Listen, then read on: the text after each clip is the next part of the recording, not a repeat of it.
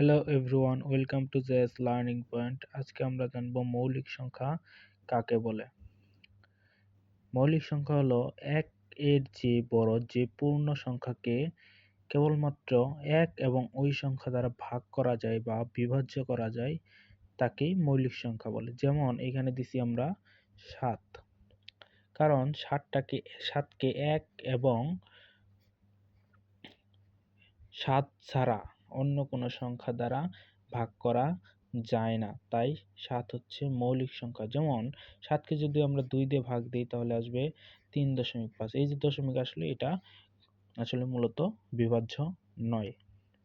আবার এখন ১১কেও আমরা শুধুমাত্র ১ এবং ১১ দ্বারাই ভাগ করতে পারবো।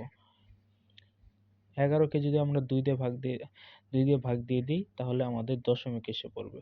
সুতরাং আমাদের ১১ মৌলিক সংখ্যা হলো। এবং এখন বলতে পারেন ৭ এবং ৯,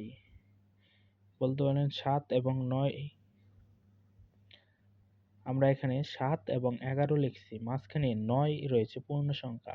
৯টাকে আমরা লিখি নাই, কারণ হচ্ছে ৯কে আমরা চাইলে ৩ দিয়ে ভাগ দিতে পারবো।